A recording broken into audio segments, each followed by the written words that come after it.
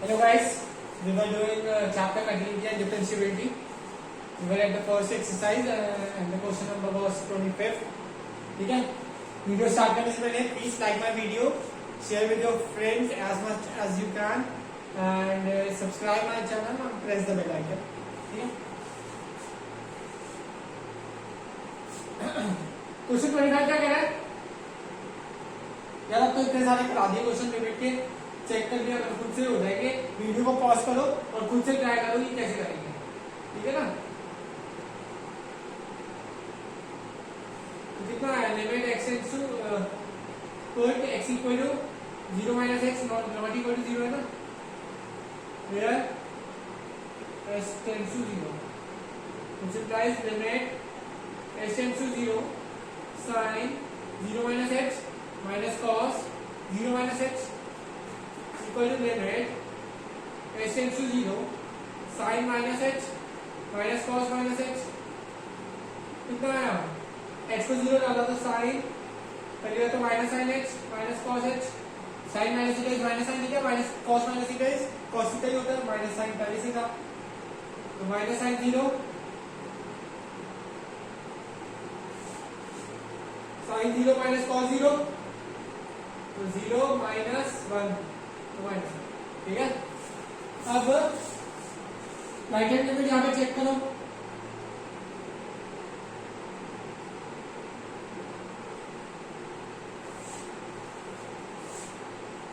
Zero plus के लिए कौन सा फंक्शन होगा? यही होगा ना, जीरो पे है तो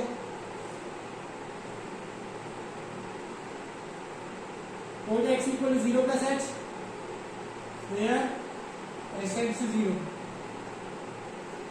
limit s tends to 0 sin 0 plus h minus cos 0 plus h.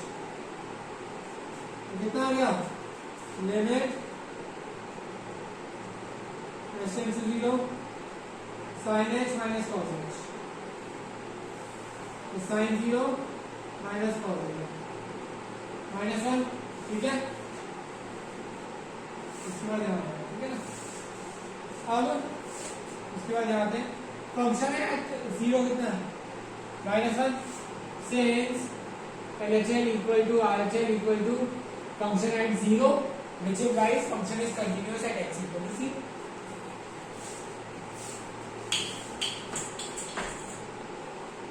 ठीक है, आई होप सबको समझ आया होगा, तो ये प्लीज उतार दो अच्छे से.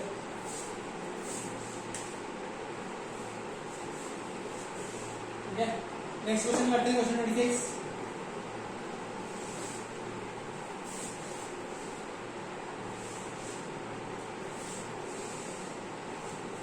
गाइस मेरी वीडियोस को उतारा जरूर करो अपनी कॉपी में, बिकॉज जब तक आप लिखोगे नहीं तब तक आपको नहीं समझ आएगा, ठीक है?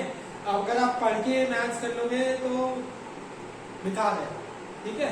आप नहीं कर पाओगे, आगे जब पेपर दोगे ना, पेपर में होंगे ही नहीं क्वेश्चन, तो जब तक लिखोगे नहीं ना तो नहीं आएगी चीजें. तो मैथ्स को लिख के प्रैक्टिस करो जितनी बार कर सकते हो, ठीक है? हर चैप्टर को एटलीस्ट मिनिमम पेपर देने से पहले कम से कम 4 से 5 बार रिवाइज होना चाहिए हो, तभी वो आपका पेपर अच्छा जाएगा, वरना नहीं जाएगा अगर अच्छे से रिवाइज नहीं है.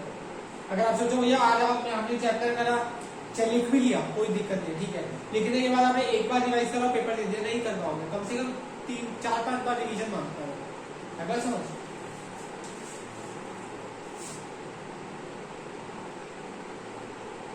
Answer 26 fx is continuous at x equal to pi by 2, ये हमें बताना है, ठीक है? तो लेफ्ट गिवन है क्या है? fx is continuous at x equal to pi by 2, we need to find k, ठीक है?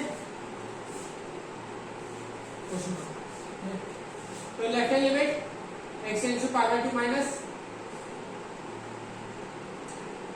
तो k cos x upon pi minus 2x, ठीक है ना? तो cot x equal to pi by 2 minus h where s tends to 0. तो left hand limit क्या आ गई? Limit x tends to 0 k cos pi by 2 minus h pi minus 2 into 5/2 minus H. ठीक है, कितना आ गया के cos pi by 2 minus theta के साइन एच पाई माइनस 2 से 2 बचा तो minus pi minus minus plus 2h तो कितना है लिमिट जरूर लगाते हैं मुझे मार्क्स काट लीजिए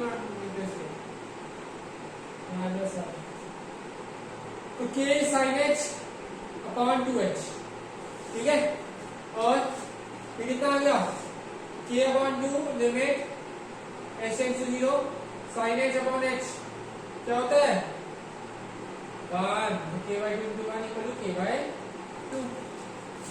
अब भैया राइट हैंड लिमिट चेक करूंगा limit x tends to pi by 2 plus पर भैया वो तो यही फंक्शन है वो भी फिर के में आ जाएगा फिर दोनों को इक्वल करूंगा आंसर निकल नहीं पाएगा क्योंकि ये भी के में है वो भी के में के से के कट गया आएगा समझ। तो इसको यूज करते हैं अब हम x equal to pi by 2 को आएगा समझ। तो फंक्शन एट पाई बाय 2 कितना है 3 since function is continuous at x equal to pi by 2 which implies LHS equal to function at pi by 2 कह सकता हूँ ना left hand limit right hand limit of function at pi by 2 equal होगी तो left hand limit equal to function at pi by 2 left hand limit कितना है k upon 2 और ये कितना है 3 तो k कितना आ गया 6।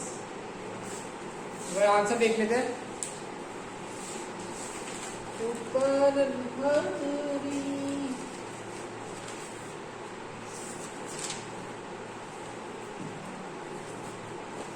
ठीक है बाकी के सारे आगे क्वेश्चन सेम है सही आंसर ठीक है। तो आप खुद से करना अभी आगे के 30th पे क्वेश्चन करते। तो गाइस क्वेश्चन है find a b fx equal to this इस fx कंटीन्यूअस फंक्शन है ठीक है कंटीन्यूअस फंक्शन है तो हर x की वैल्यू पे कंटीन्यूअस फंक्शन है क्योंकि कोई पर्टिकुलर वैल्यू हमने दी ठीक है। तो at x equal to 2 left hand limit निकालते हैं क्योंकि फंक्शन 2 पे और 10 पे ब्रेक हो रहा है तो 2 पे लिमिट निकालूंगा 10 पे लेफ्ट हैंड लिमिट कितनी आ गई limit x tends to 2 minus तो कितना फंक्शन 5 माइनस माइनस ठीक है। तो फंक्शन कितना है 5 राइट हैंड लिमिट में limit x tends to 2 plus ax plus b तो कितना आ गया 2a प्लस b और फंक्शन है 2 पे कितना आ गया 5 since fx is continuous function which implies LHS equal to RHS equal to function of 2 तो 5 equal to 2a plus b which is equal to this equal to this तो एक equation आ गई मार्केट एस बार ठीक है।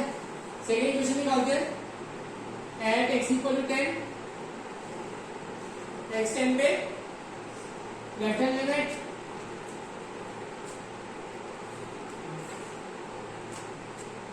x into 10 minus limit ax plus b to 10a plus b right hand limit निकालते हैं इसकी limit x tends to 10 plus 21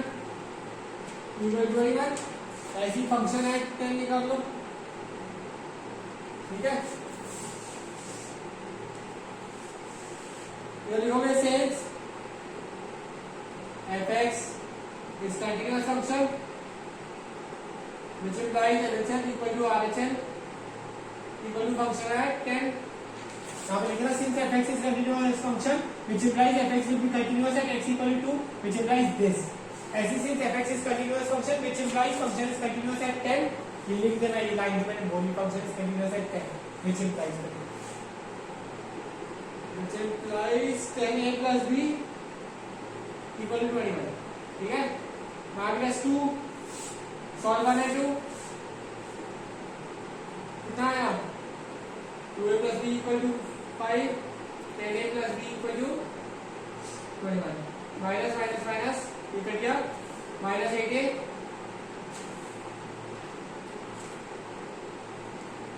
minus होगा a कितना आ गया 2 और 2 डाल उसमें a 4 b कितना आ गया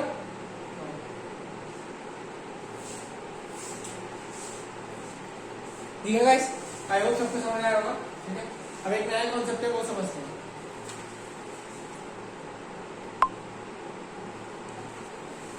तो गाइस क्वेश्चन है 31, 32, 33, 34 सेम है क्वेश्चन, बहुत इजी है, इंटरेस्टिंग है।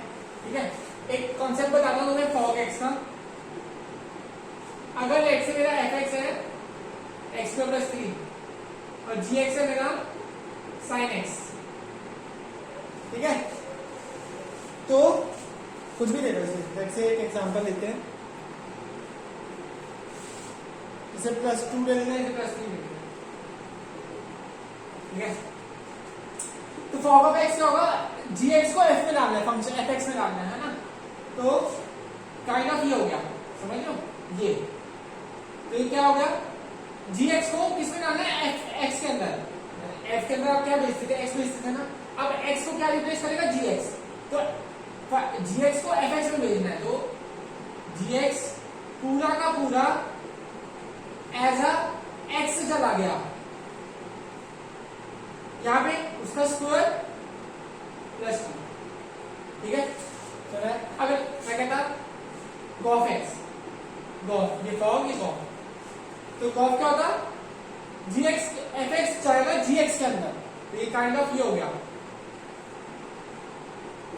ठीक है, एफ एक्स जाएगा जी एक्स के अंदर, तो साइन एक्स के अंदर जाएगा और एक्स के अंदर एफ एक्स जाएगा, एफ एक्स पूरा क्या है, x² + 2 प्लस। ठीक है, तो फॉग और ये गॉफ ये पता होना चाहिए, तभी आप कर पाओगे क्वेश्चन, वरना नहीं कर पाओगे। ठीक है, अब ये उतार लेना, मुझे नहीं दिख पाया। अब एक थ्योरम है पेज 158 में, देखो अगर G is continuous at C and if F is continuous at G of C, then fog is continuous at C। ये एग्जांपल के साथ अभी क्लियर हो जाएगा। क्या कह रहा है ये, जी एक्स और ये एफ एक्स है। ठीक है, ठीक है, तो ये लेते हैं x² और ये लेते हैं sin x। ठीक है, अब जी एक्स हमारा कंटिन्यूअस है at x belongs to r, हर रियल वैल्यू पे ये जी एक्स कंटिन्यूअस है। ठीक है, एफ एक्स भी कंटिन्यूअस है at x belongs to r। आई बात समझ, एफ एक्स भी तो कंटिन्यूअस है at x belongs to r, तो भी x की वैल्यू वाला फंक्शन हमेशा कंटिन्यूअस है। तो f ऑफ, अगर जी एक्स भेज दूंगा, जो भी एक्चुअल में क्या हुआ, fog of x is continuous at x belongs to r, ये प्रॉपर्टी है।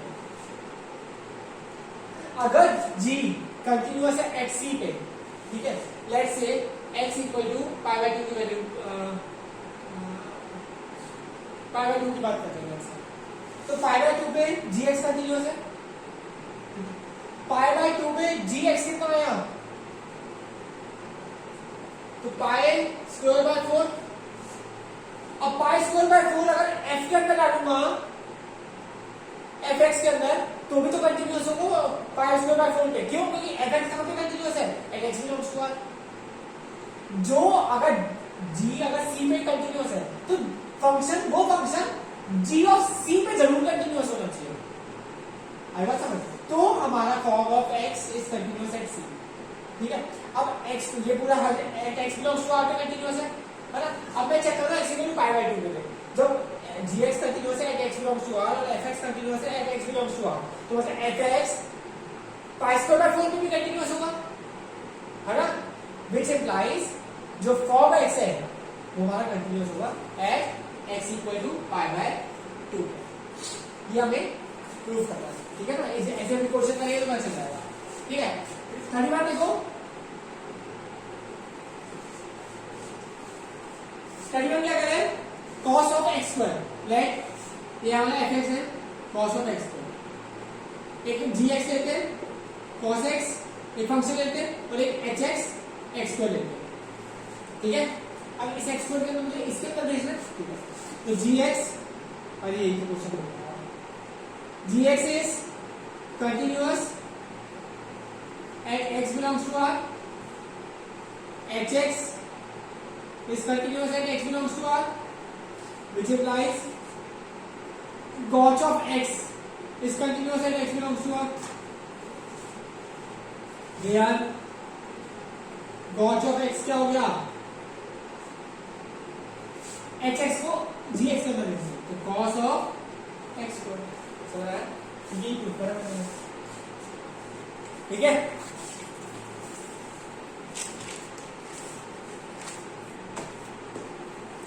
तो लास्ट में लिख दो, which implies fx is continuous at x belongs to R. समझ आया, ये चीज सामने लिख दी है, ये क्रक्स है क्वेश्चन में, बच्चे ये भूल जाते हैं। अगर g कंटिन्यूअस है c, तो वो फंक्शन gc में कंटिन्यूअस होना बहुत जरूरी है। और अगर हम यहाँ बोल रहे हैं कि भैया किसी भी रियल वैल्यू के लिए gx कंटिन्यूअस है और hx भी किसी भी रियल वैल्यू के लिए कंटिन्यूअस है, तो मतलब g ऑफ जो भी आएगा x, g ऑफ x जो भी आएगा उस पे तो हमारा hx जो होगा, सॉरी hx, हम h को भेज रहे हैं ना g के अंदर, तो h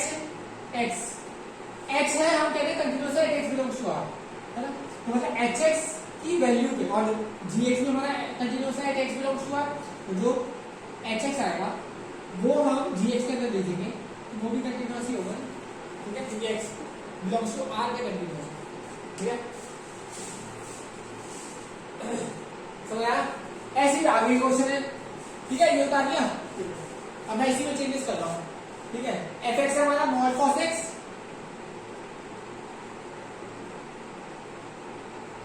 तो g के अंदर भेजना है ना, तो mod x और cos x, ठीक है। gx इज कंटिन्यूअस है x belongs to r, modulus function continuous होता है भैया हर जगह, cos x भी कंटिन्यूअस होता है। अब cos x को इसके अंदर भेजना, तभी तो mod cos x बनेगा ना, तो gauge of x, इसलिए gx मैंने mod x को लिया क्योंकि मुझे cos x को भेजना है और ताकि मैं ये स्टेटमेंट सीख लूं। तो gx कंटिन्यूअस है x belongs to r, hx continuous है x बिलोंग्स टू r, तो gauge of x is also continuous है x belongs to r, where gauge x is equal to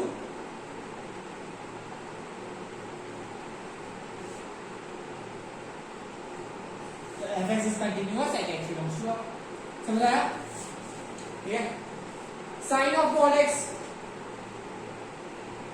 fx है sin mod x, मुझे sin x के अंदर भेजना function, तो इसको sin x बना देते हैं g of x और ये बना देते हैं mod x, ठीक है। तो gx is continuous at x belongs to r, hx is continuous at x belongs to r, तो gauge x is continuous at x belongs to r, ठीक है। तो ये थ्योरम कहते हैं ना, ये gauge of x is mod of sin of mod x, which is like fx is continuous at x belongs to r, ठीक है। नेक्स्ट देखते हैं mod x minus x plus 1। अब आप इसको इसमें बनाने की कोशिश करोगे नहीं बनेगा, आई बात समझ, ठीक है। तो भैया एक मेथड देखिए, डज नॉट मीन वो हर मेथड को आगे भी क्वेश्चन भी उसी मेथड से होगा, ये वाला क्वेश्चन इस मेथड से नहीं होगा, करके देखो मुश्किल है, ठीक है। तो ऐसे में अब fx हमारा mod x minus mod x plus 1 है, ये mod x है,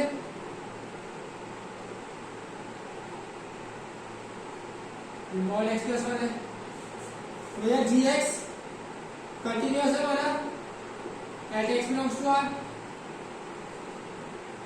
hx हमारा कंटिन्यूअस है at x belongs to r, which implies कि gx और hx का डिफरेंस होगा वो भी तो कंटिन्यूअस होगा at x belongs to r, ठीक है, पढ़ा था ना, ठीक है ना। fx plus gx, fx minus gx, fx into gx और fx by gx, where gx not equal to 0, चार थ्योरम पढ़ी थी ना, मतलब एक ही थ्योरम थी और पढ़ी थी अपनी, तो वही कॉन्सेप्ट यूज करना है आपको, ठीक है। आओ अब एक्सरसाइज खत्म होती है, अब डिफरेंशिएशन की थोड़ी बहुत आपको 11th में लेके चलते हैं, थोड़े बहुत रूल्स बताए थे जो हमने पढ़े थे।